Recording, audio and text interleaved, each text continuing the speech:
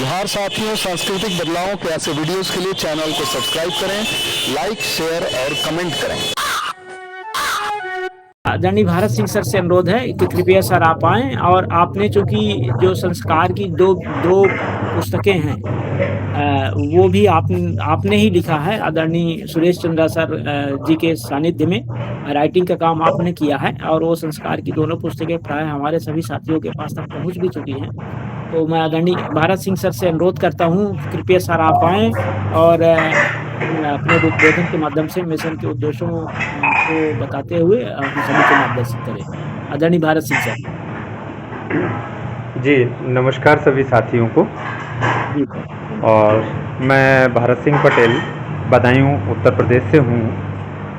चूँकि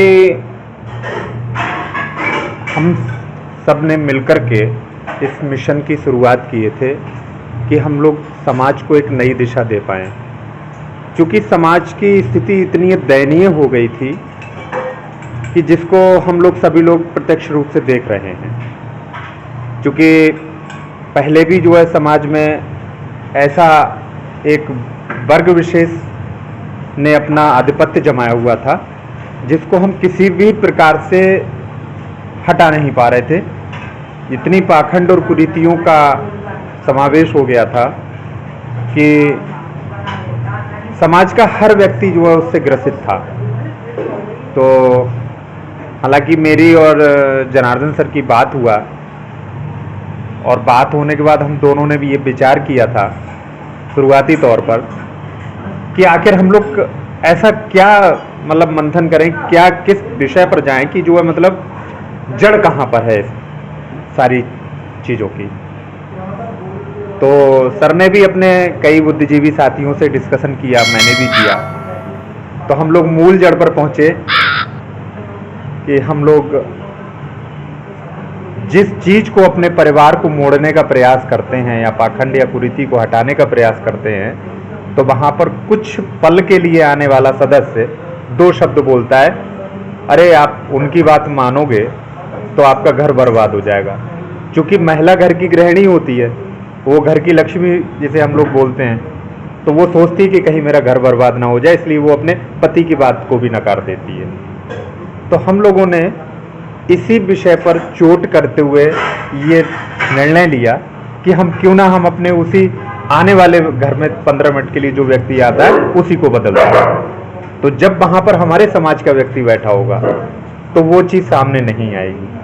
तो उसी उद्देश्य को लेते हुए हमने इस मिशन की शुरुआत की है, और आज सभी लोगों के सामने रिजल्ट्स हैं कि हम लोग जो है कई प्रदेशों में अपने इस मुकाम को पहुंचा चुके हैं। चाहे बाकी हमारे सभी साथीगण, सभी बुद्धिजीवीगण सभी प्रदेशों से बिल्कुल तन्मयता से लगे हुए हैं, और मैं सभी का आभार व्यक्त करता हूं कि आप सब लोग मिलकर के हम लोगों का साथ दे रहे हैं। और इसी विचारधारा से यदि हम निरंतर बढ़ते रहे तो शायद आने वाले कुछ समय में ही हम समाज को एक नई दिशा दे पाएंगे। धन्यवाद सर, मैं बस इतना ही कहना चाहूँगा, बाकी और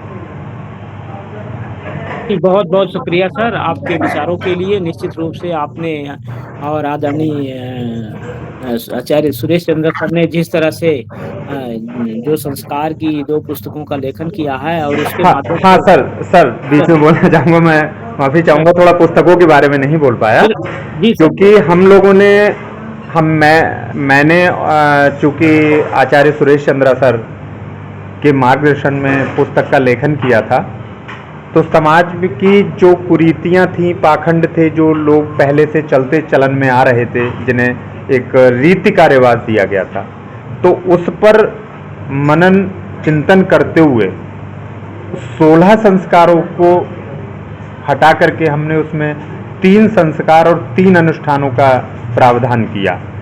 अब चूंकि कुछ लोग ये कहेंगे कि 3 अनुष्ठान और 3 संस्कार क्यों?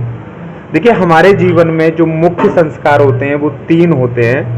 पहला वो संस्कार जिससे कि हमारी पहचान होती है, दूसरा वो संस्कार जो हमारी वंशावली को आगे बढ़ाता है, और तीसरा और अंतिम संस्कार वो जब हम पूरा जीवन यापन करने के बाद इस शरीर से मुक्ति पाते हैं। इसके अलावा मैं समझता हूँ कि कोई भी संस्कार मेरे विचार से तो जीवन में उपयोगी नहीं है, क्योंकि हर चीज़ की कहीं ना कहीं पर एक उसका सेंस जुड़ा हुआ है, जिसे कि हम लोग समझ नहीं पाते हैं। जैसे एक दो मैं संस्कार का उदाहरण दूंगा। जैसे विद्यारंभ संस्कार होता है, हम लोग विद्यारंभ संस्कार, ये रीत थी कि गुरुकुल में जब बच्चा जाता था तो उसके लिए उसका संस्कार करते थे, लेकिन हम लोगों को विचार करना चाहिए कि प्रत्येक व्यक्ति की शिक्षा तब आरंभ हो जाती है जब वो जन्म लेकर के समझना शुरू करता है। माँ उसकी पहली गुरु होती है और वो संस्कार देना शुरू करती है, और मतलब उसको शिक्षा देना शुरू करती है। इसी प्रकार से और भी सारे संस्कारों के लिए अगर हम उसके जड़ से देखेंगे तो हर उसका है, लेकिन नामकरण जो पहचान की संस्कार है, विवाह जो वंशावली को बढ़ाने का संस्कार है, या अंतिम संस्कार है, मृत्यु संस्कार है, इन संस्कारों का कोई भी आपको ऑप्शन नहीं मिलेगा। इसी तरीके से हमने ये देखा कि जब ये सारी चीज़ें हमारी हो जाती हैं, उसके साथ साथ हमारे जीवन में जो उपयोगी वस्तुएं हैं, पहले ही उपयोगी वस्तु कि हम अपना एक घर बनाते हैं अपना परिवार रखने के लिए, तो उसके लिए हमें एक ज़मीन की आवश्यकता पड़ती है, एक प्लॉट की आवश्यकता पड़ती है। तो उस ज़मीन या प्लॉट के लिए हम बहुत अच्छे विचारों से पूजन करते हैं कि ये प्लॉट या ज़मीन हमको शुभ, हमारे लिए अनुकूल है। फिर जब ज़मीन हम ले लेते हैं तो हम घर की स्थापना करते हैं, घर बनवाते हैं, और घर बनवाने के बाद जब हम अपने परिवार को उसमें जो ले जाते हैं तो हमें उसमें गृह प्रवेश होता है। इसके बाद जो तीसरा अनुष्ठान होता है आजीविका चलाने के लिए, जिसे हम व्यापार शुभारंभ कहते हैं। अब व्यापार चूंकि व्यक्ति करता है, उसके लिए सर्विस भी कर सकता है, व्यापार भी कर सकता है, मतलब आजीविका संस्कार जिसे कहना चाहिए। तो ये 3 संस्कार और 3 अनुष्ठानों का प्रावधान देते हुए हमने पुस्तक को लिखा, और वो लोगों ने उसको पसंद किया, और उसका मुख्य जो मूल चीज़ हमने उसमें डाली है वो ये डाली है कि आज के समय में जितने भी मंत्र आदि होते हैं वो संस्कृत भाषा में होते हैं, और हर व्यक्ति संस्कृत जानता नहीं है, जिसका मुख्य फायदा उस वर्ग विशेष ने उठाया। तो हम आचार्य सुरेश चंद्र सर के कहने के अनुसार हम लोगों ने उसका हिंदी में अनुवाद किया, और उस मंत्र का अर्थ हमने काव्य रूप में दिया।